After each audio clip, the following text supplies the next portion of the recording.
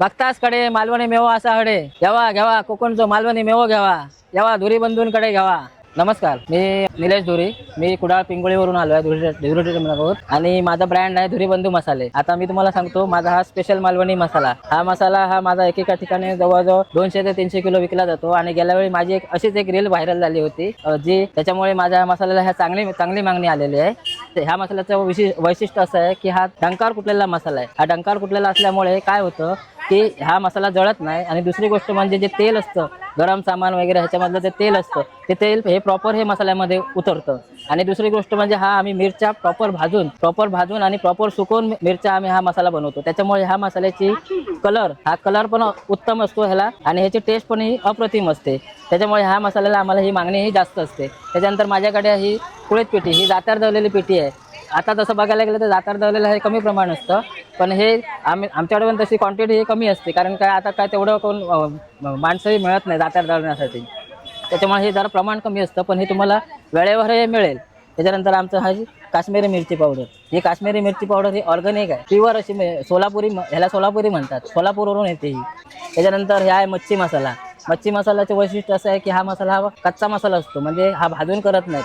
भाजून केला तर भाजलेला मसाला हा कधी मच्छीमध्ये वापरत नाहीत। हा मच्छी कढीसाठी किंवा तुम्ही मच्छी फ्रायसाठी पण वापरू शकतात। हा बघा गरम मसाला, सगळं गरम सामान याच्यामध्ये टाकून व्यवस्थित भाजून हा मसाला बनवलेला आहे। त्याच्यानंतर गावठी हळद, कलर बघा अप्रतिम असा कलर आहे याला, गावठी हळद ही। त्यानंतर आमच्याकडे अजून एक वैशिष्ट्य आहे ते म्हणजे आहे की हा बघा हा रेडीमेड मच्छी फ्राय मसाला आहे। ह्याच्यामध्ये बारीक रवा, तांदळाचं पीठ आणि मालवणी मसाला हे सगळं मिक्स करून हा प्रॉपर मसाला, हा मच्छी फ्राय मसाला, हा नवीन मसाला आम्ही काढलेला आहे। हा मालवणी वडेपीठ, कोंबडी वडे म्हणतात ना त्याच्यापैकी हे आहे। हा आहे संडे मसाला, हा बघा ह्याला कलर कमी असतो कारण ह्याच्यामध्ये गरम सामान हे जास्त प्रमाणामध्ये गरम सामान असतं। आणि खरं तुम्ही बघायला गेलात ना तरी माझं तरी एक सरळ आणि निवळ असं मत आहे की जर आपण जे मालवणी मसाला, भाजका मसाला असतो किंवा संडे मसाला असतो, मालवणी मसाल्यामध्ये गरम सामानाचं प्रमाण जास्त असल्यामुळे त्या मसाल्याला कलर कमी असतो।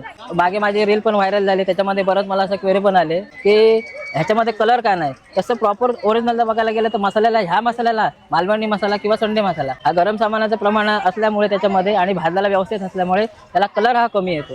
त्याच्याबद्दल जर कलरसाठी तुम्हाला वापरायचं असेल तर तुम्ही ह्याच्यामध्ये लाल मिरची पावडर किंवा काश्मीरी मिरची पावडर वापरू शकता। तर आमच्याकडे हा मालवणी मेवा सगळा आहे, खाजा आहे, शेवाचा लाडू, शेंगदाणा लाडू आहे, खडका लाडूमध्ये आहे। त्याच्यानंतर ही पिठं देते, त्याच्यानंतर चटण्या आहेत, खांडगी मिरची आहे, त्याच्यानंतर आवळा मावा आहे, आवळा कँडी आहे, ही ताटातली आंबापोळी आहे बघा, ही ताटावर सुकवलेली आंबापोळी असते। त्यानंतर चुलीत भाजलेला काजू हा आमचा स्पेशल मेनू आहे। आमच्याकडे थोड्या दिवसात चालू होईल की ओला काजू चालू होईल। ओला काजू पण आम्ही हे फ्री होम डिलिव्हरी घरपोच करतो।